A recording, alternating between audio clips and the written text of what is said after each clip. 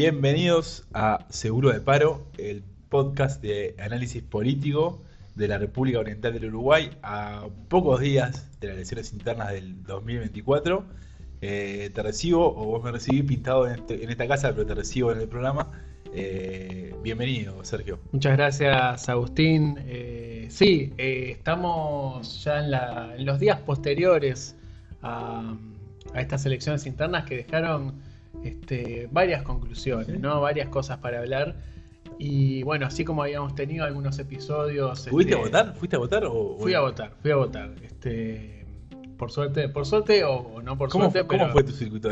Porque a mí me tocó llegar a la Plaza 7, allí en el Paso Molino, en el límite de Paso Molino y el Prado, y no había nadie, la verdad. Se ve que el circuito, que era de gente joven, no estaba muy... Me pasó exactamente lo mismo. Yo voté ahí en el Liceo 59, ahí por Prado, Sayago, Sí. digamos. Liceo al que concurrí, también Mirá. supe ir. Entonces, bueno, uno le da como esa especie de nostalgia. Tiene eso la elección. Pero la verdad es que llegué, no había nadie. Voté tan rápido que no me dio como ni para mirar nada, ¿viste? Sí, había muy poca gente. Fui a eso del mediodía, no Sí. había prácticamente nadie. Lo que creo que era un poco un signo de lo que estaba pasando. Sí. Y de lo que finalmente pasó. Votó el 36 por ahí, Sí. por ciento del electorado. Yo fui a votar también sobre el mediodía y también me había tocado concurrir a esa Plaza 7 a hacer deportes. Y me encontré también con el gimnasio vacío, había un par de circuitos, los trabajadores de la mesa tenían como bastante frío, se les notaba más allá de que sobre el mediodía había un poquito de sol Estaba lindo, Sí. estaba soleado, pero el frío se sentía y mucho más si tenías que estar quieto ahí. Sí. sentado desde las 7 de la mañana. Y bueno, sí, y sobre el mediodía, los datos de la Corte decían que habían votado aproximadamente el 13% de los habilitados, ya se hablaba de que era un número bajo, ya había como esa percepción que se iba a confirmar sobre las 8 de la noche, ¿no? Cuando se dan se empiezan a conocer los números y esa participación del 34, 35%, 36% de los habilitados, más bajo incluso que las elecciones pasadas, que ya había sido un número relativamente inferior, lo que da una muestra de las complejidades que tienen esta instancia, ¿no? Creo que es una elección particular. Primero, hay que entender algunas cosas que al ser no obligatoria, ya por lo pronto la gente que vota en el interior y vive en Montevideo o que vota de por sí fuera del departamento en el que vive, ya se le hace muy Sí. difícil, muy cuesta arriba ir a votar o trasladarse exclusivamente para votar en una elección interna. Incluso hay gente que en las elecciones que son obligatorias es más barata la multa que Sí. el pasaje a su departamento. O sea, son situaciones que bueno, ya de por sí conspiran un poco contra la votación o que esa gente vaya a votar. Ya ahí tenés un porcentaje alto de gente que no va a votar. Y luego, bueno, el frío, todo lo que veníamos hablando Sí. y lo que hablaron, creo que fue un tema, ¿no? En algún momento Sí. entre los precandidatos. Siempre es un tema un poco esa mirada o esa forma de diagnosticar cuál es el grado de participación que van a tener las elecciones internas, justamente porque no son obligatorias. Me parece que también conspiró un poco que el hecho de que ese fin de semana empezaron las vacaciones de julio, y mucha gente se fue de vacaciones o a otro país o a otro lugar, entonces no estaba como en el lugar de votación. Y bueno, también fue una campaña media floja, ¿no? No había muchas ganas mucho entusiasmo, no se respiraba como una cierta interés. Creo que también sucede que había internas, salvo la del Partido Colorado, que se presumían ya definidas. De hecho, terminaron en realidad en los tres partidos más importantes o con mayor cantidad de votos, ¿no? El Frente Amplio, el Partido Nacional y el Partido Colorado, terminaron ganando finalmente los favoritos. O sea, Sí. no hubo grandes sorpresas. Entonces, bueno, eso también te da la pauta de que la gente podía entender que eran unas elecciones internas que ya estaban definidas. Uno puede pensar que, bueno, son los votantes de los que vienen segundos o Claro. más abajo los que están más incentivados a ir a votar para intentar cambiar esa situación. O bueno, uno puede no creerle a las encuestas perfectamente. Sí. pero bueno, da la sensación de que la gente no le terminó contagiando tanto para acercarse a un lugar de votación. Sí. Hay un dato muy interesante que yo venía repasando, que es el tema del rating, por decirle así, de la audiencia que tuvieron los principales canales de televisión abierta, que fue bastante alto. Incluso veía una publicación de Blanca Rodríguez en Twitter que hablaba del... No me están viendo, pero me estoy sacando el sombrero. Sí, la alta audiencia que tuvo Subrayado, la transmisión de Subrayado, llegando casi a 1.900.000 espectadores, según estas estimaciones, estos cálculos que hacen las consultoras.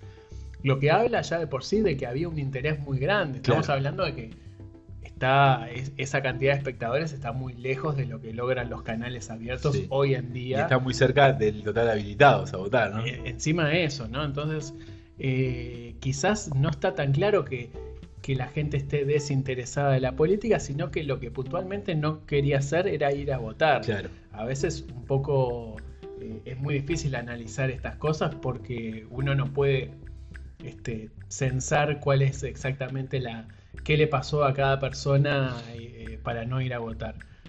Pero no sé si está tan claro que es un desinterés en la política o en el futuro electoral del país, sino que bueno, que de alguna manera la jornada propia de votación no terminó, o la gente no sintió que fuera una obligación ir a votar. Quizás sabés que hay gente que va a ir a votar y va a definir, y vos de repente lo mirás cómodo en tu casa y bueno, te enterás qué pasa y después vas acomodando un poco tus posturas de cara a octubre según lo que se termina definiendo, ¿no? Claro, sí, y bueno, y eso un poco también abre el debate que se abre cada 5 años de la obligatoriedad o no de estas elecciones, ¿no?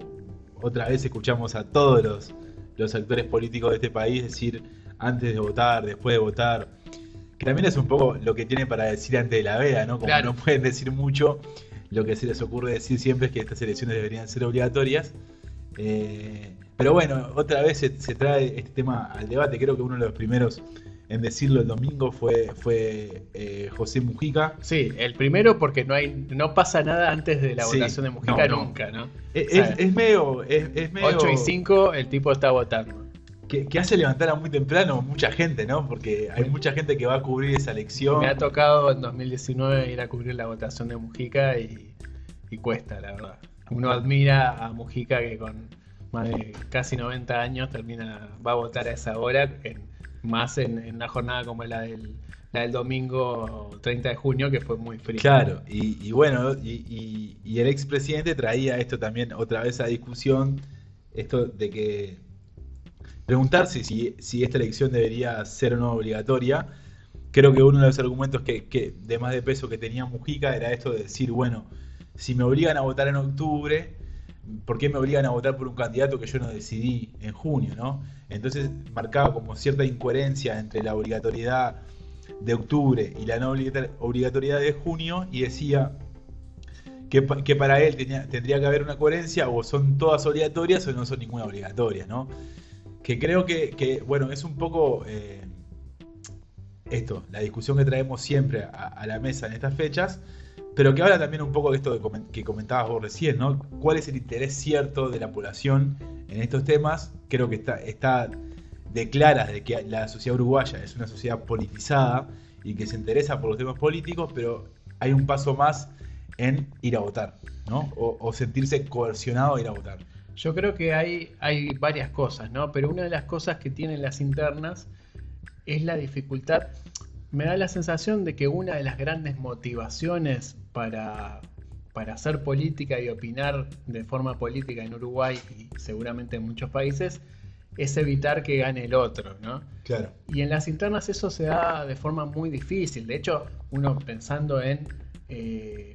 uno ve los actos de campaña del Frente Amplio, que no es la primera vez que el Frente Amplio actúa así, llevando a todos los candidatos, ¿no? Hay actos de cada uno de los cada candidatos, uno tiene su cierre de campaña, pero hay un actor. Esos actos oficiales del Frente Amplio donde hablan todos los candidatos, donde pesa tanto la idea de unidad que se difumina totalmente la idea de una competencia interna, termina Incluso de la siendo, diferencia, ¿no? claro, termina siendo, y más allá, además hay un programa Claro. único, entonces es muy difícil además para los candidatos diferenciarse, termina siendo como quién habla mejor o Sí, quién te gusta más por sí, cómo sí. es. Eh, Ese tipo de matices son tan finos que no terminan contagiando a la gente. Otra cosa es cuando vos tenés una campaña en la que definitivamente hablas, te mostrás como la alternativa a otro partido con ideas muy diferentes. Eso sí, seguramente contagia más a Claro. la gente que alguien diciendo, vóteme a mí, pero tampoco voy a hablar mal del otro porque es de mi mismo partido. Es muy difícil Sí, para la gente contagiarse con eso, incluso aunque tenga interés en la política, termina siendo algo muy difuso. Los precandidatos tienen que hacer malabares para mostrarse atractivos, pero a la vez no herir a la unidad claro. Porque partidaria. además se instaló como esa idea, ¿no? Que tiene que haber cierta como unidad entre los candidatos de los diferentes partidos, no sobrepasar ciertos límites de ataques o de, no solamente de ataques, sino propiamente de diferenciaciones, ¿no? De poder marcar cierta diferencia con tu contrincante. Y es esto que decía, se hace muy difícil para los candidatos establecer una diferencia que más allá de pelear por su voto, motiven a la gente a ir a votar, ¿no? Que le causen ciertas ganas de que su voto va a ser decisivo en algo. Hay casos interesantes para repasar en esto. Uno es de esta misma elección interna, que es el de Andrés Ojeda, Sí, pero también lo conecto con lo que fue Juan Sartori en 2019. Esos personajes que aparecen sorpresivamente en las internas partidarias, a veces un poco por fuera de lo que se planificaba en los pasillos de los partidos, y que terminan a veces como el enemigo, ¿no? Como el malo de la interna sí, partidaria, porque le viene como a quitar lugares que estaban esperando algunos precandidatos ya cantados. Y creo que en 2019 la irrupción de Sartori le ayudó mucho a la interna del Partido Nacional en total. ponerle más picante, hacer que la gente estuviera más, bueno, era como, ¿y si gana Sartori qué pasa? ¿O qué va a pasar con Sartori? Creo que ahora un poquito pasó con Andrés Ojeda, en el sentido de hecho terminó ganando, en el sentido de mostrarse como alguien que llegó de alguna manera para picar un poco una interna que hasta la aparición de Andrés Ojeda estaba entre Robert Silva y Gurméndez. Sí, Con sí, todo sí, respeto para sí, ellos, pero sí. parecía bastante más chata, más moderada, un poquito más aburrida. Entonces, bueno, a veces tienen que aparecer candidatos un poco más disruptivos para ponerle más picante a esta elección interna. No Sí. quiero decir que sean las mejores ideas, quizá, pero por lo menos que no ayuda a las internas que todos los candidatos, los precandidatos digan lo mismo, que no se peleen con ninguno o no se distancien, no se diferencien de ninguno de los demás. Y creo además particularmente que al Frente Amplio les cuesta especialmente porque el valor de la unidad en la izquierda es casi sagrado, y todos los pasos que deben pasar los precandidatos para llegar a esa instancia, hablando de plenarios, de apoyos en comité de base, todo eso termina haciendo casi imposible que llegue un outsider dentro del Frente Amplio, ¿no? Sí, porque además creo que cuando pasan raya y hacen como la cuenta, creo que al Frente Amplio le ha salido mucho más caro la, la, la diferenciación y el ataque no, pero esta cosa de poder debatir y de poder diferenciarse entre los candidatos le ha salido más caro, me parece, ¿no? O por lo menos se lo hacen valer más al Frente Amplio, siempre están como siempre estamos como los medios de comunicación como buscándole esa diferenciación al Frente Amplio porque justamente uno de los valores más importantes del FA ha sido como esa unidad y ese interés de hacerlo valer, que después puede pasar que a puertas adentro esa diferenciación es mucho más marcada, pero hay como una idea general de que la unidad del Frente Amplio es como es la bandera más importante que tiene el partido de izquierda. Sí, Creo que pasó que, a diferencia, creo que dejó la interna del 2009, aquella entre Mujica y Astori, dejó algunas cosas, algunos miedos muy patentes dentro del Frente Amplio, y creo que hay cosas que se pretenden que no sucedan más o que sean más ordenadas, ¿no? En sí, cuanto a que no haya una confrontación tan grande, pero a su vez eso, creo que aquella interna terminaba siendo mucho más atractiva para votar que lo que puede ser una interna como la de ahora, que si bien tenías dos opciones fuertes como la de Yamandu Orsi y Carolina Cose, además de que estaba Andrés Lima y en su momento Mario Vergara, Cose y Orsi, sabiendo que era muy probable que tuvieran que terminar compartiendo una fórmula, se cuidaron muchísimo, ¿no? Está esa escena de los últimos días en que Orsi va a saludar a Cose, que estaba haciendo un acto, esto era no sé si eran Las Piedras o en Canelones. Sí, creo que Canelones era. Da la pauta de que, bueno, los dos un poco ya sabían que esto iba a terminar así y evitaban... Pero aún así estaba como esa idea como que podía llegar a pasar, claro, ¿no? Que creo que forma parte también como de esa búsqueda de lo noticioso o de la cosa que puede salir de los canales formales del devenir, buscar como eso que puede llegar a correrse. Una cosa, sí. está claro que hay muchos votantes de Cose muy decepcionados, mucho más por esta idea de, bueno, Uruguay sigue sin darle la oportunidad a una mujer de llegar a la presidencia, que es un tema bastante importante, es un debe casi que tiene la democracia uruguaya a esta altura, ¿no? Estamos hablando de que cada vez quedan menos países que no hayan tenido mujeres en la presidencia. Hay toda una discusión, bueno, si eso es estrictamente porque sean mujeres o no. Está claro que había otras diferencias entre Orsi y Cose, más allá del género, diferencias de posicionamiento de la izquierda, que más o menos lo hablamos en el episodio. Entonces es complicado decir que la derrota de Cose sea estrictamente porque sea mujer, pero lo cierto es que todos los candidatos que tenemos de cara a octubre son hombres, y eso de por sí, bueno, habla de algunos caminos que la democracia uruguaya sigue sin transitar, y bueno, eso provoca que haya mucha gente que no quedó contenta con el resultado, por más que esté dispuesta a militar la candidatura de Orsi, o en el caso del Partido Nacional, militar la candidatura de Delgado, siendo que había votado a Raffo, ¿no? Nos metemos, si querés, en las internas de cada partido. Es cierto. Quizá para empezar eso, un tema interesante es el valor de las fórmulas presidenciales. Ahí está, ¿no? es una buena introducción.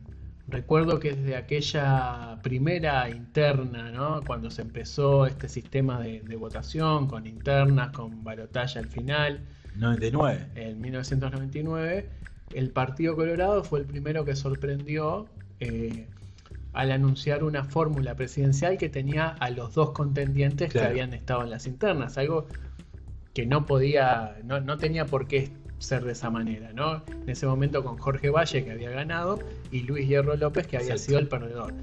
Eso tenía además el impacto grande de juntar a la lista 15 con el Foro Vallista, que hasta ese momento era algo rompió todos los esquemas. Pensado. Después, bueno, hoy en día si le decís a un votante joven el Foro Vallista y lista 15, no sabe ni lo que son. Pero, se ha desdibujado todo eso, pero era una pica muy importante del Partido Colorado, sobre todo desde el retorno de la democracia hasta el 2000. Hasta el 2000, hasta el 2005, digamos.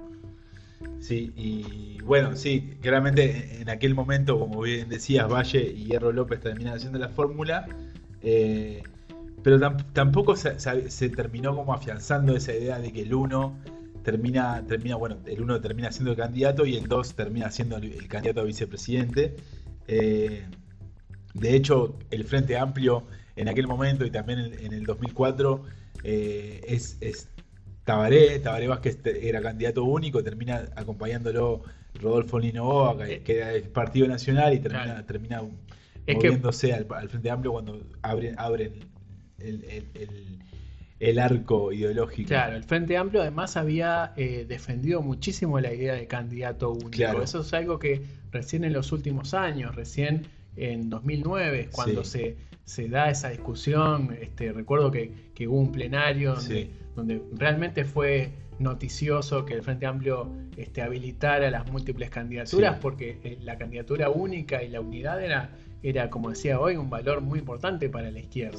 Entonces, eso tiene que ver claramente después con la dispersión de los liderazgos, ¿no? Claro. Después del fin de la carrera política de Tabaré Vázquez, que no apareció ningún otro candidato, ningún otro liderazgo que pudiera como consolidar todas las corrientes frente amplistas. Claro. Todo esto va como en línea de decir, bueno, qué tan importante es anunciar la fórmula la misma noche de la elección interna, algo que, bueno, también no es necesariamente así, pero que desde aquella elección de 2009 en que la calle Herrera Sí. termina, bueno, se impone ante Jorge Larrañaga. Larrañaga y lo invita a participar de la fórmula. Bueno, Larrañaga acepta y se sacan la foto. La misma noche de la elección terminan los dos En el abrazados. directorio, sí, me acuerdo que es una imagen muy recordada, ¿no? Una imagen fuerte que además logró hacer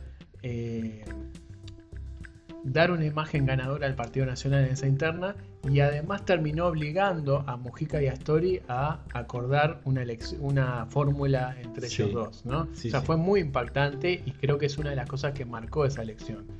Desde ese 2009, si bien teníamos ese antecedente que decíamos del 99, anunciar una fórmula la misma noche de la elección Es un golpe importante, es algo buscado por todos los partidos. Y además, o sea, si no lográs presentar la fórmula, de hecho quedó patente en esta interna, ¿no? Si no lográs presentar una fórmula esa misma noche, parece que hubieras perdido un poquito de impacto, ¿no? Sí, o una oportunidad. Yo creo que todo esto termina confirmándose, o por lo menos teniendo como una muestra más de la importancia que se le da a esta de la definición de las fórmulas en el 2019. Quizás no tanto por la definición de la fórmula, sino por cómo fue el procedimiento que tomó el Frente Amplio para definir la fórmula. Me parece que eso desgastó mucho al Frente Amplio en su momento, en el 2019, que Martínez haya decidido no tomar a Cose como candidata a la vicepresidencia y en general como un desfile de candidatos a ocupar ese puesto, que terminó, bueno, Graciela Villar y después lo que todos sabemos, ¿no? Creo que eso es una muestra de la importancia, pero sobre todo es una muestra de la importancia de los procesos, de los procedimientos, de la prolijidad que hay que tener para tomar, que la gente te cobra estas cosas, ¿no? Claro. Pero además hay una cosa, la gente y también los propios sectores de los partidos, ¿no? Es muy difícil arrancar una campaña cuando tenés, esto es una frase que bueno, Andrés Ojeda lo decía muy claramente, por algo que también había pasado en el Partido Colorado, que fue cuando Pedro Bordaberry eligió a Germán Coutinho como candidato a vicepresidente, en lugar de hacerlo de escoger a Morín Valle, que había sido el segundo, y eso terminó siendo perjudicial para el Partido Colorado. Esta cosa de que no haya heridos, ¿no? De que la elección de fórmula no deje sectores ofendidos, enojados, y que al final del día no te van a militar con las ganas que lo harían si se sintieran incluidos en esa fórmula presidencial. Creo que pasa por ahí un poco lo importante que es que en esa fórmula todos los sectores de un partido se sientan, bueno, representados y por lo menos con ganas de, bueno, defender esto a muerte hasta el día de la elección, ¿no? Sí, y creo además también que fue un poco lo que le pasó a Delgado, ¿no? Esa necesidad de anunciar en ese momento la fórmula. Creo que Delgado se sintió con el poder, y ya nos metemos como un poco en la discusión más de la actualidad. Creo que Delgado se sintió con el poder por el poder que le dio el caudal de votos que obtuvo de lisa y llanamente hacer lo que él quisiera, lo que él tuviera ganas de hacer con quien lo iba a acompañar en la fórmula. Más allá de que el segundo lugar había sido de Raffo, que queda muy lejos, ¿no? De casi 50 puntos de diferencia. Sí, es una muy mala votación de Laura Raffo, incluso por debajo de las expectativas, que ya eran bajas, ¿no? Ya eran de derrota, pero todavía más bajo que eso, ¿no? Sí, y bueno, esto que decía, creo que Delgado, o por lo menos lo que se ha venido conociendo en estas últimas horas, ¿no? Estas discusiones a la interna del Partido Nacional, de si le aceptan la candidatura a Valeria Ripoll, que dicho sea de paso, decimos, porque no lo habíamos dicho, Ripoll va a ser la candidata del Partido Nacional a la vicepresidencia. Creo, bueno, Delgado termina haciendo lo que él considera necesario, pero sí gana un problema a la interna, sobre todo porque el herrerismo, que es el sector que apoyó a Laura Raffo, que impulsaba la candidatura de Laura Raffo, es un sector con mucho poder, ¿no? Dentro del Partido Nacional. Más allá del derrotero que tuvo en los últimos años con la causa Penades y todo lo que conocemos, es un sector importante, es un sector tradicional del Partido Nacional que no vio con buenos ojos la elección de Ripoll, y bueno, están buscando la manera de buscar si pueden. Es muy interesante porque esta forma, digamos que a grandes rasgos hay dos formas de elegir la fórmula presidencial, y una es la de consenso con la representación de todos los sectores, o del primero y el segundo, y otra es esta que decíamos de Delgado, de, bueno, el que gana elige basándose en su caudal político. Claro. Pero es una buena muestra de liderazgos también a la interna de los partidos, porque así como hablábamos que en 2014 Tabaré Vázquez eligió a Raúl Sendic como vicepresidente. Lo hablábamos antes de que se metieran los micrófonos. Claro, y si bien eso fue un poco sorpresivo, tenía Sendic un caudal de votos en la interna, había votado 711, que era interesante. Bueno, Tabaré Vázquez sorprendió un poco y dijo, bueno, esta es mi decisión. La justifico por los votos, pero es mi decisión. Y los sectores la entendieron. No la entendieron con Daniel Martínez y Graciela Villar. O sea, ahí hay una diferencia. Creo que traspolando al Partido Nacional, lo que en su momento se le comprendió a la calle Pou al elegir a Beatriz Argimón, no se le comprende tanto a Álvaro Delgado al elegir a Valeria Ripoll. O sea, hay diferencias, no es lo mismo. O sea, en ese tipo de elecciones de vicepresidente también se ven los liderazgos. No es el mismo liderazgo que tenía la calle Pou en 2019 con el que tiene Álvaro Delgado en 2024. Totalmente, porque además la calle Pou construyó ese liderazgo durante 10 o 15 años, 10 años. Además de un apellido, ¿no? Y además de un apellido, que no es cualquier apellido además, ¿no? Dentro del Partido Nacional, no es cualquier descendencia la de la calle, pero además también son diferentes los perfiles, ¿no? de las acompañantes en este caso. Beatriz Argimón Argimón tiene una experiencia importante dentro del Partido Nacional, de militancia de muchos años. Era la presidenta del directorio del Partido Nacional en ese momento. Era la presidenta del directorio, tenía un expertise en cuestiones parlamentarias, tenía un perfil mucho más interesante para ocupar ese cargo, y el de Valeria Ripoll, sinceramente, no lo tiene. Es una persona que viene del sindicalismo, del sindicato de los municipales, con todo lo que se conlleva en la opinión pública, de que es uno de los sindicatos más rechazados o más resistidos. Pero además es difícil entender que haya un perfil de esas características en la fórmula del Partido Nacional. A mí hay dos cosas que se me ocurren con respecto a esto. Una es, primero, tengo la idea de que todo lo que decide Álvaro Delgado lo decidió la calle Pou, claro, ¿no? Está claro que la decisión de incluir a Valeria Ripoll en la fórmula viene de la calle Pou. O por lo menos tiene el OK. O tiene, claro, el aval del presidente de la calle Pou. Perfecto. Más allá de eso, sí, seguramente así fue la comunicación. Además de eso, lo primero que se me vino a la cabeza cuando vi a Valeria Ripoll ahí es el estilo 404, ¿no? La lista 404. Sí. Que es una lista, es la lista madre de la calle Pou, ¿no? Y de la que viene Álvaro Delgado. Sí. Ellos son los fundadores de esa lista. Sí. Más allá de Julita Pou en su momento, con la lista 400 y un poco ahí un trasvase que hubo. Pero la lista 404 y el liderazgo de la calle Pou ahí, siempre se preocupó por tomar algunos o darle valor a esos escindidos de la izquierda, ¿no? Llámese Graciela Bianchi, Gonzalo Mujica, creo que hay alguno más que se me puede estar escapando, pero Valeria Ripoll va en ese sentido.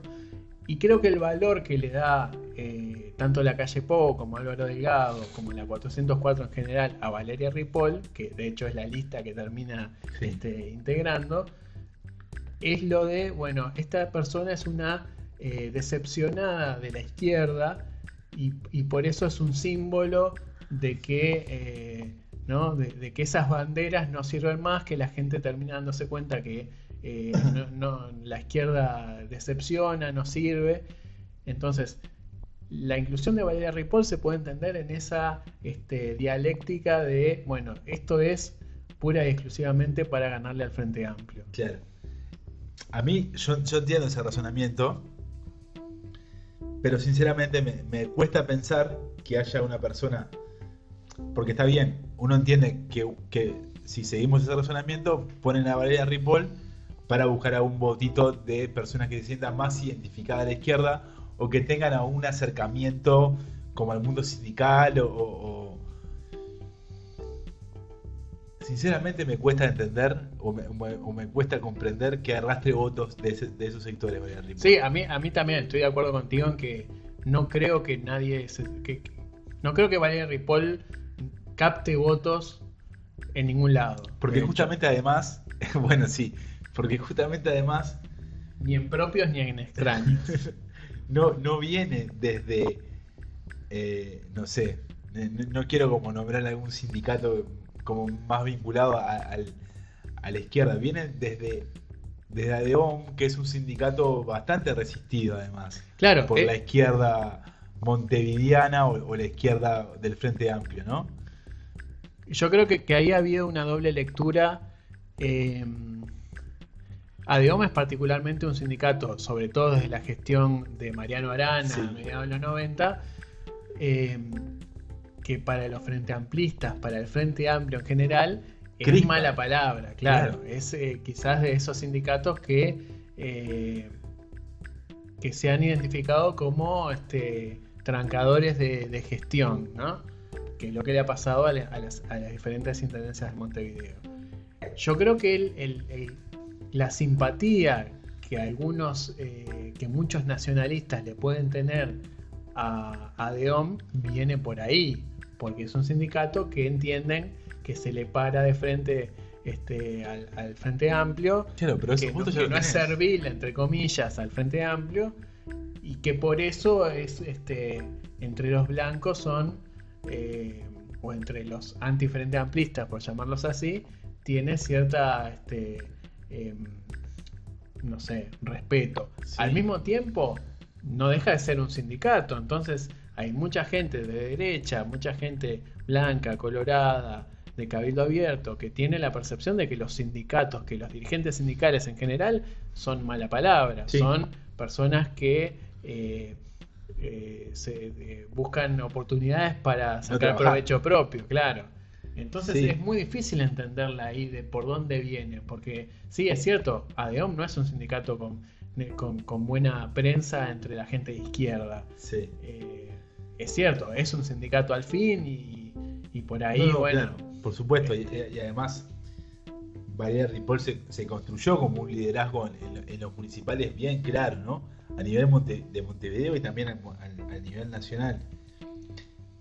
No recuerdo en qué entrevista fue en este raíz mediático que hicieron en las últimas horas Delgado y Ripoll, sobre todo el lunes después de las elecciones, en el que Delgado justificaba la elección de Ripoll como compañera de fórmula, señalando que ella podría llevar algunos votos del área metropolitana al Partido Nacional. Sinceramente, más allá de que dudo de esa afirmación por todo esto que veníamos hablando, porque además Montevideo y la área metropolitana son especialmente frente amplistas, ¿no? La muestra está de que el FA arrasó en Montevideo y Canelones, especialmente el movimiento de participación popular arrasó en Montevideo y Canelones, pero además no hubiera sido una mejor idea, y esto me pongo el traje de asesor de campaña de Delgado o del Partido Nacional, ya que Raffo no iba a competir en las elecciones de Montevideo, dejarle ese lugar a Raffo. Si esa era la idea que te lleva a tomar esa decisión. Yo creo que eso era lo que ella misma, lo que la propia Valeria Ripoll se imaginaba.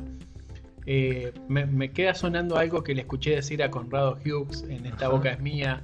Vi un clip por ahí que era interesante, en cuanto a que él decía que bueno, que Valeria Ripoll lo que tenía era muy conocida por la gente, y que de las mujeres, partiendo de la base de que tenía que ser una mujer por una decisión estratégica que viene de un par de elecciones atrás, que entre las mujeres que tenía, entre comillas, a mano Álvaro Delgado para elegir para su fórmula, Valeria Ripoll era la más conocida por la gente, por esta cosa de su actividad en ADEOM, que siempre le trae como muchas entrevistas, muchas notas, su participación en este propio programa, Esta Boca es Mía. Es una persona conocida mediáticamente por la gente, y que por ahí también iba un poco a la elección. Bien. Pasamos del partido, amplio. Si querés, vamos al Frente Amplio, que termina, bueno, un poco confirmando un poco los resultados que se esperaban, ¿no? Yamandú Orsi termina ganando con holgura la elección interna. Creo que el COSE esperaba un poco más, una votación un poco más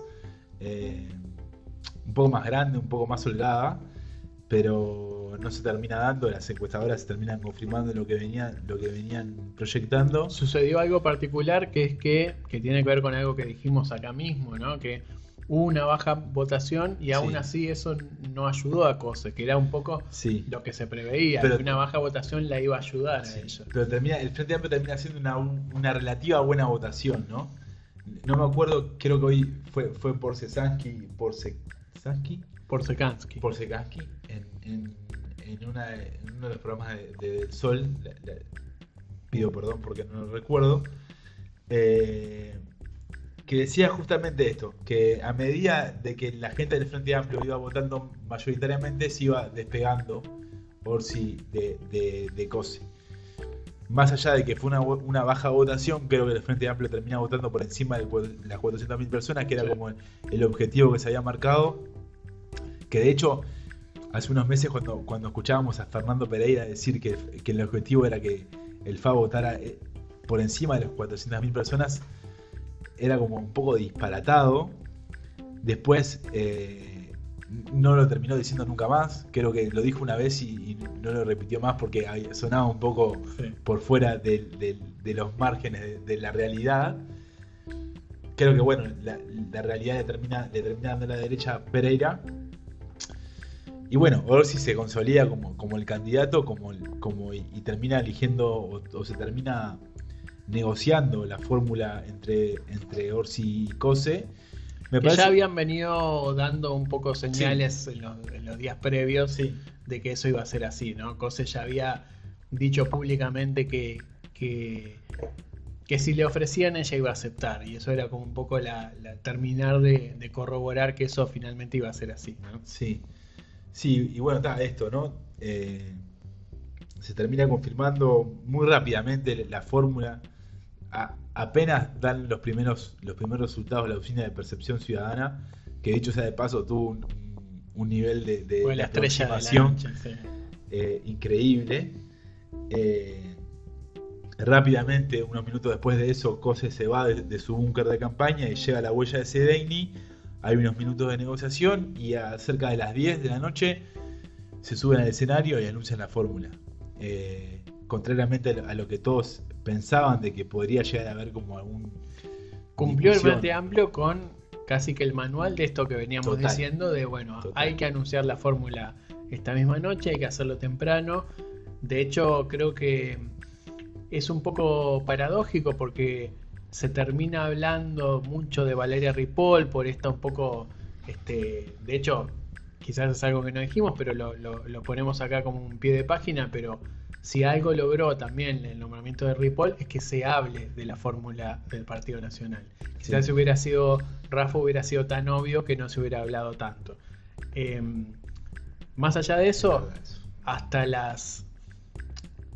el momento en que Álvaro Delgado sorprende con el anuncio de Ripoll, la noche terminaba muy bien para el Frente Amplio, de hecho terminó muy bien, fue una noche casi que perfecta para el Sí, Frente total. Amplio, porque tuvo una buena votación, porque terminó definiendo la fórmula, porque además uno veía las transmisiones, sé que vos trabajaste mucho esa noche, yo me pude dedicar a ver bastante las transmisiones televisivas, uno veía y se daba cuenta que el mensaje de los principales canales de televisión sobre lo que estaba pasando en la sede del Frente Amplio y en ese escenario que había montado afuera era todo positivo, Sí. había mucha gente a pesar del frío, Sí. había, bueno, un espectáculo previo, después salieron Orsi y Cose, era todo como positivo. Realmente el Frente Amplio hizo todo bien, Sí, todo sí. lo que el manual de cómo terminar una elección interna decía, el Frente Amplio lo hizo bien. Sí. Eso es muy importante, me parece, y creo que es parte de lo que lo deja muy bien parado y con mucho optimismo de cara a octubre. Por supuesto, hay que ver, es una fórmula fuerte. Y eso también da la pauta de, bueno, qué puede pasar, porque una cosa es la fórmula Delgado-Ripoll, donde uno puede entender que Ripoll va a ser totalmente subsidiaria a Delgado, y de hecho ya uno puede ver en las primeras entrevistas que está haciendo lo imposible por reacomodar su discurso Sí. a la estrategia de Álvaro Delgado. Sí, le llevan notas del pasado y ella tiene como que hacer malabares. Claro, para- eso es un problema, pero creo que hay un poco más siempre el Partido Nacional tiene un poco el camino un poco más zanjado en algunos medios de comunicación que le permiten salir del paso más fácilmente. De hecho, la fórmula ya dio 2 entrevistas en 2 días Sí. en noticieros más de televisión. entrevistas, sí. Orsi y Cose todavía no Todavía salieron a la entrevista, pero bueno, hay que aceitar eso porque el Frente Amplio viene de una experiencia bastante complicada en la relación entre Daniel Martínez y Villar, no entre ellos, sino en que a veces Villar al principio decía algunas cosas y después Daniel Martínez medio que las suavizaba o se arrepentía y eso hacía mucho ruido. Y lo que vimos propio de las internas es que Orsi y Cose tienen estilos muy diferentes y formas de pararse muy diferentes con respecto a este gobierno. Entonces, cuando le pregunten a Cose qué piensa de este gobierno, va a decir una cosa y quizás Sí. Orsi va a decir otra. Y eso puede ser un problema. Sí. Yo quiero volver como a esto que comentás, de que el Frente Amplio logró tener como este manual de buenas prácticas, ¿no? De que logró llevarlo a cabo. Y eso lo posiciona, ¿no? De cara a octubre, me parece con otro posicionamiento, justamente, ¿no? Comparándolo con 2019, ¿no? Me acuerdo que Daniel Martínez se tomó hasta vacaciones antes de anunciar la fórmula. Decía que no era tan importante hacerlo. Me parece esto, ¿no? El Frente Amplio, más allá de la votación, ¿no? Que hay que decirlo, todos los partidos de la coalición votaron menos en comparación con las internas de 2019, más allá de que algunos dirigentes, sobre todo del Partido Colorado y del Partido Nacional, salieron a decir de que si suman todos los votos de los partidos de la coalición hay un empate técnico o se repiten las mismas diferencias del 2019 en las nacionales y en el referéndum de la LUC. Me parece que el Frente Amplio termina como posicionándose de otra manera porque vota mejor que su propia marca del 2019 y porque además todos los partidos de la coalición votan menos que en las elecciones internas del 2019.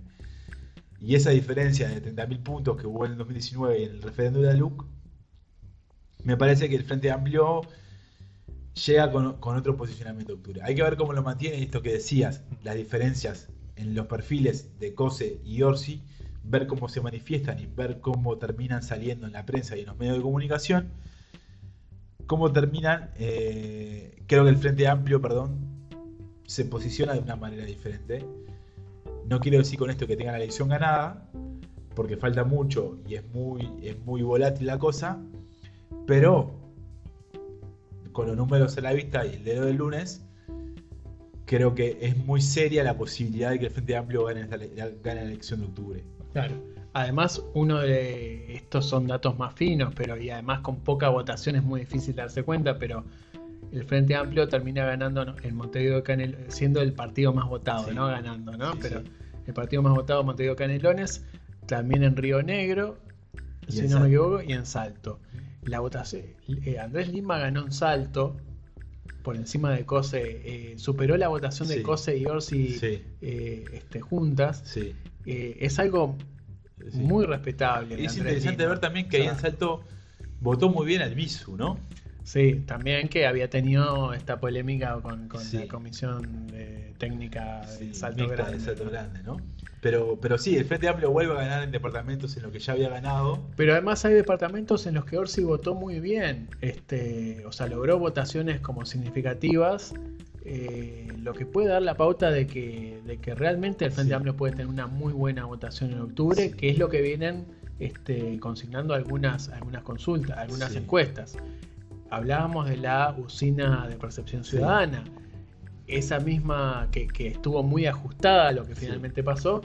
Esta misma consultora le da a nivel nacional muy buenas proyecciones al Frente Sí. Amplio de cara a octubre. Entonces, creo que también la urgencia del Partido Nacional el domingo mismo por presentar una fórmula, por anunciar una cosa que no mencionamos, pero es clave y creo que en algún episodio que viene lo vamos a tener que tratar más claro, que es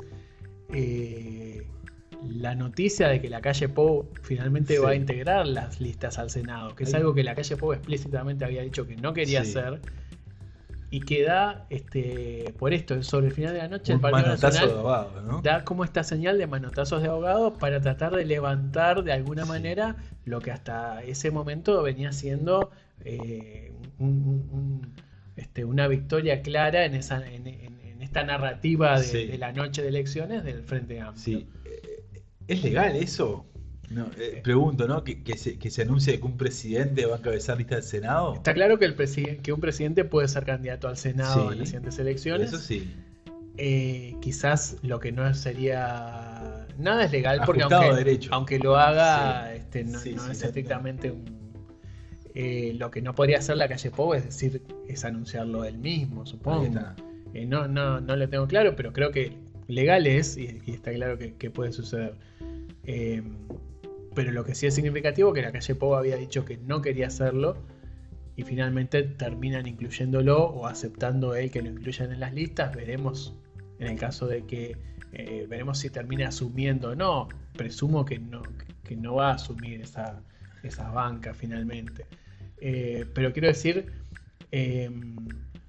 un poco la idea era que había que remontar un poco esas malas noticias que tenía el Partido Nacional sobre el final de la noche, porque el Frente Amplio efectivamente estaba teniendo una buena votación. No solo la buena votación, sino las buenas noticias, ¿no? Creo que la incógnita es cómo va a funcionar esta fórmula Orsi y Cose, no tanto en los actos. Yo pienso más en entrevistas, en medios. Yo pienso más en las diferencias de discursos que pueden llegar a tener, que existen.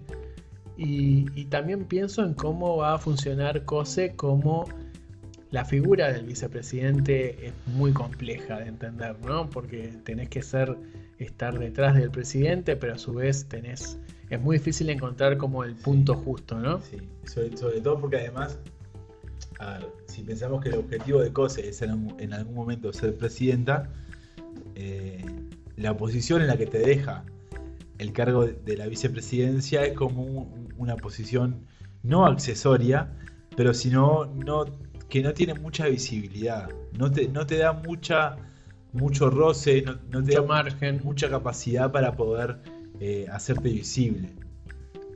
Creo que en esto que decís me parece muy importante como puntualizar que hay que ver cuáles son los malabares que termina haciendo Cose para poder posicionarse de otra manera, ¿no? Que no terminar siendo, con todo respeto lo digo, no terminar siendo Argimón que no logró como conformar un espacio político que le permitiera posicionarse como una figura propia, ¿no? Creo que hay una diferencia. La aspiración de Argimón quizás era Totalmente. menor que la de Cose, Totalmente. pero es cierto que Argimón no logró ser, por lo menos en esta elección, la cabeza de una lista. Pero además lo digo por otros candidatos, por otros vicepresidentes, ¿no? Que no terminan siendo figuras políticas importantes después de que terminan su mandato de presidir el Senado. Totalmente, creo que habría que ver eso, ¿no? Cómo termina siendo Cose, llegado el caso, si gana la elección en el Frente Amplio, cómo termina posicionándose para lograr una visibilidad que le permita en el 2025 competir en el 2030, perdón, competir para la presidencia. Yo creo, y quizás ya vamos redondeando un poco el episodio, pero nos van a hablar del Partido Colorado. Es cierto. Y algunas menciones a Gustavo Salle que quiero tirar. Este episodio escúchenlo por partes si quieren, así, porque va a quedar largo, no hay forma de ocultarlo, pero bueno, vale la pena. Creo que el gran desafío de Cose tiene que ver con, manejar esas aspiraciones personales con la necesidad de que para el Frente Amplio de ganar esta elección, ¿no? Acá se juega mucho, me parece, para el Frente Amplio, y eso ya es un tema más profundo, pero habría que ver qué pasa si el Frente Amplio pierde esta elección y pierde 2 elecciones seguidas después de haber sido gobierno. No es lo mismo que en la década del 90 cuando no había gobernado. Sobre todo con los liderazgos y bueno, ¿qué puede pasar? Yo creo que el Frente Amplio está muy expectante de ganar esta elección y en ese marco me parece que Cose también entendió en el momento de aceptar integrar la fórmula, cuando en algún momento había dado la idea de que ella no se veía en el Senado de nuevo, ya fue senadora, pero no se veía como vicepresidenta, entendió que hay que ganar, ¿no? Y todo lo que se pueda hacer para ganar esta elección, lo va a hacer. En ese sentido, creo que ella de alguna manera ha dado una muestra también de, no sé si decirlo humildad, pero de entender el rol estratégico que tiene ganar esta elección y después acomodarse a cómo funciona el gobierno, ¿no? Creo que una pequeña digresión más a nivel de periodismo internacional que tengo como muy, muy masticado, pero en el continente hay sobradas muestras de fórmulas presidenciales que funcionan muy mal, ¿no? en la región. Sí. Y estoy hablando de Alberto Fernández y Cristina Fernández en Argentina, estoy hablando de en Brasil sucede mucho, ahora está funcionando bien, pero Dilma Rousseff con Michel Temer funcionaron explícitamente muy mal. Ahora está pasando otra cosa en Bolivia muy diferente, pero que tiene que ver con Arce y los liderazgos de Evo Morales. Quiero decir, hay que tener mucho cuidado con las diferencias internas de sectores una vez se llega al gobierno, porque duelen mucho a la gente y decepcionan mucho a la gente. Entonces, el Frente Amplio me parece que esto es clave que sepa resolverlo, porque puede ser letal que en algún momento de la campaña empiecen diferencias sustanciales entre 2 corrientes del Frente Amplio, que me parece que es lo que se va armando un poco detrás de Orsi y de Cose, ¿no? Bien, pasamos rápidamente a comentar la interna del Partido Colorado. Ahí un poco, se confirman de vuelta las proyecciones que hacían las encuestadoras sobre que Andrés Ojeda, efectivamente, más allá de los errores muestrales que podía tener los trabajos de las consultoras, se confirma Andrés Ojeda como el vencedor de las internas. Y el lunes se termina confirmando que la fórmula presidencial que se va a presentar en octubre es Ojeda y Robert Silva, que termina como segundo en las elecciones internas. Como comentario, me parece que es importante como señalar, más allá de la relevancia de la victoria de Ojeda, es porque lo habíamos comentado un poco en las internas, en el episodio sobre el Partido Colorado, era la fortaleza que tenía, que la sigue teniendo el Partido Colorado en Rivera, pero que no lo hace ganar a Tabaré Viera, ¿no? De hecho gana Andrés Ojeda. Exactamente. Es interesante eso, ¿no? Porque el aparato o la estructura que todos pensamos que esta elección un poco se definía por los aparatos sectoriales del Partido Colorado, termina ganándose por lo que los politólogos llaman este voto de opinión, ¿no? Que es esto como el voto por fuera del aparato que se guía por cuestiones del marketing, de las opiniones más... O incluso porque, bueno, uno puede pensar que mucha gente en Rivera se mantiene como Colorado, pero quiere un cambio de liderazgo y quizás el de Tabaré Viera no tiene por qué ser siempre No, claro. el No, mismo, ¿no? O el de Sanguinetti como figura máxima. No, por eso es como la disputa y la puesta en duda de esa estructura, ¿no? Forjada hace años, ¿no? En varios departamentos, pero sobre todo en Rivera. Bueno, como comentario, me parece que los Colorados ya tenían asegurada que el uno definía quién iba a ser la fórmula y que ya estaba como acordado de palabra de que el 2 lo iba a acompañar. Me sorprendió. Sorprendente Gurméndez, ¿no? Sí, me sorprendió igual de sobremanera que Andrés Ojeda decidiera respetar al segundo como candidato a vicepresidente, ¿no? Ajá. Que terminara siendo Robert Silva. Yo pensé por el estilo de Ojeda, pensé que iba a ir por alguna figura de mayor notoriedad pública, Ahí está. como algo así como lo que hizo Bordaberry en su momento con Sí. Hugo de León. Pensé que ese tipo de campaña, ese tipo de candidato iba más con una figura quizás extrapartidaria, pero conocida, famosa.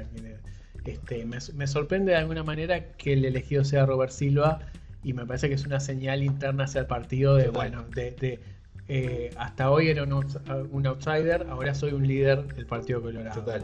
Me parece que logra como acallar ciertas voces que estaban dentro del Partido Colorado que daban la pauta de ciertas dudas sobre la candidatura de Ojeda, especialmente por dónde provenía su financiamiento. A partir del domingo ya se escuchan voces que duden sobre quién pone plata para la campaña. Me parece que nombrando a Silva termina como derrotando o callando esas voces. Y termina, bueno, eso, eligiendo una fórmula de Robert Silva, repite candidatura a la vicepresidencia después de acompañar a Talvi en el 2019. También, ¿no? Creo que es un golpe para Silva, ¿no? Que había sido una de las figuras del gobierno. No ganó en Tacuarembó, Robert Silva tampoco, que era, bueno, como Sí. su departamento. Sí.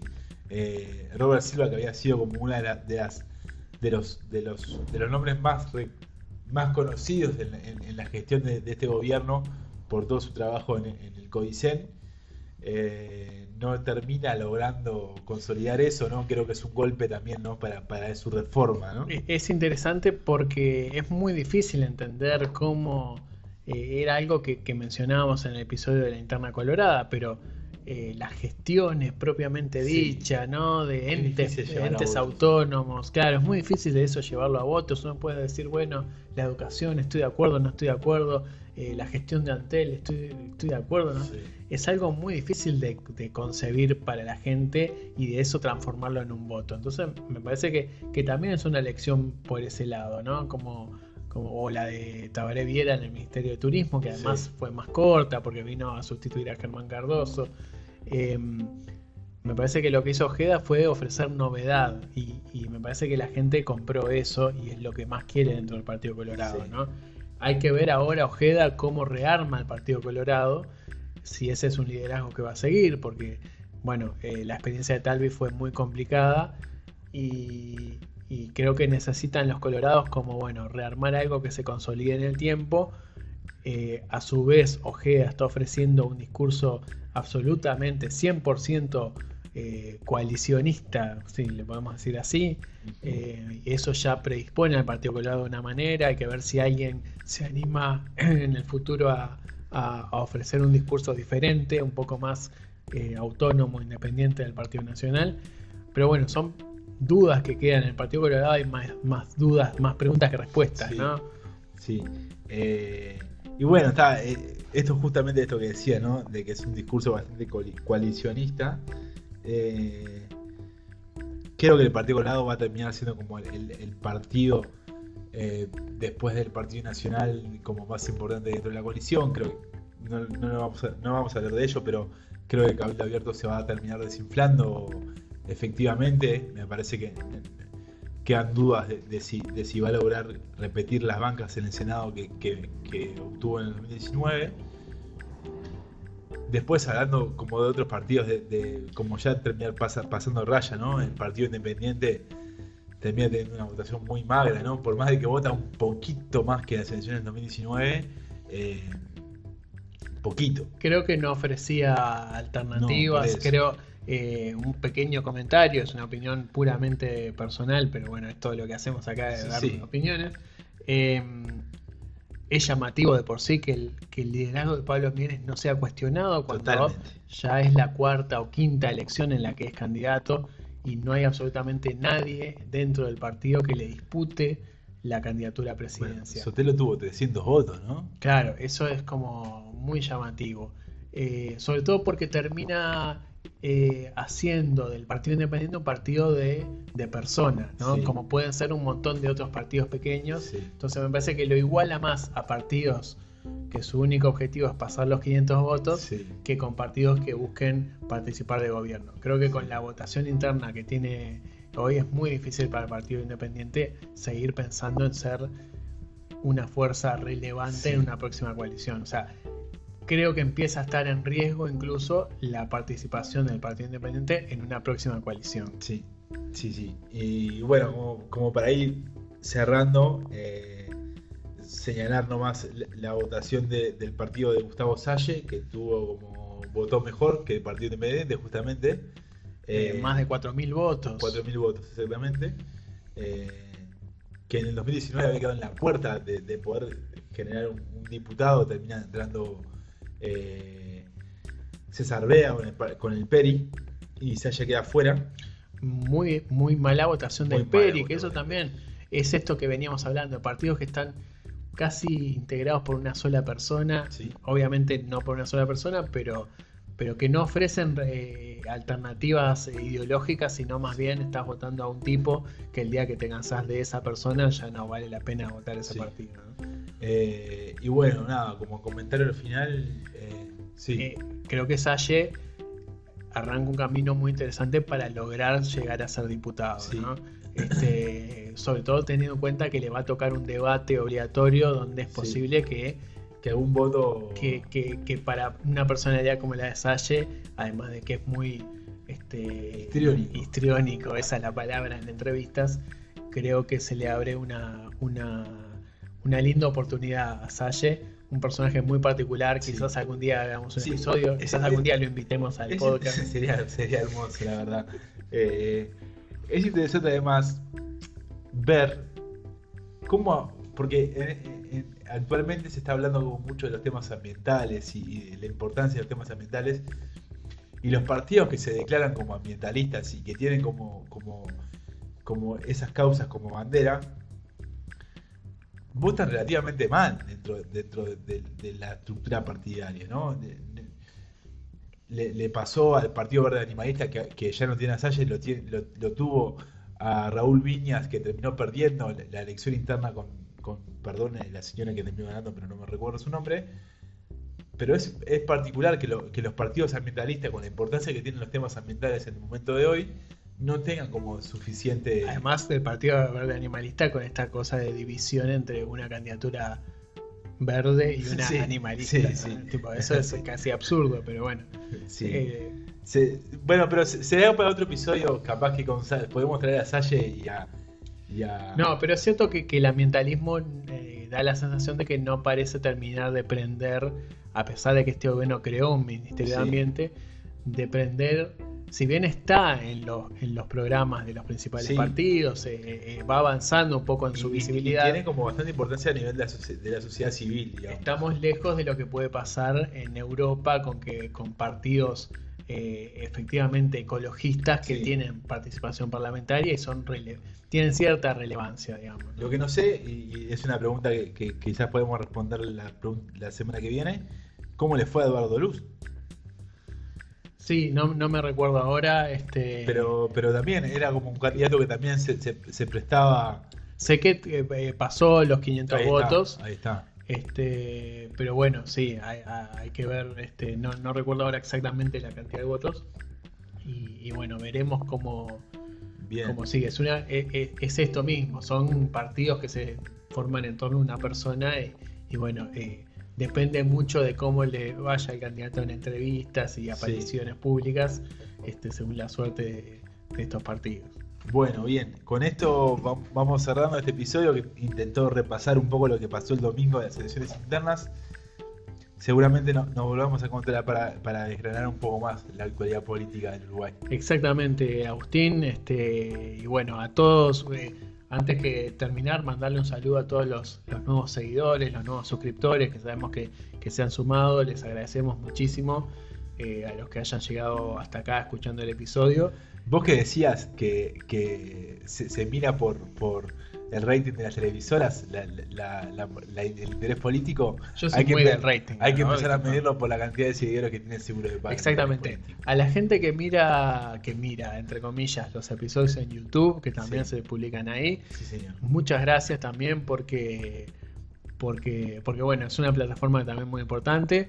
Un saludo para YouTube. Y un saludo, sí. Y ojalá tuviéramos algo más como una animación, algo para ponerles, pero por ahí el video y escuchen. No sé. Nos vemos, muchas gracias.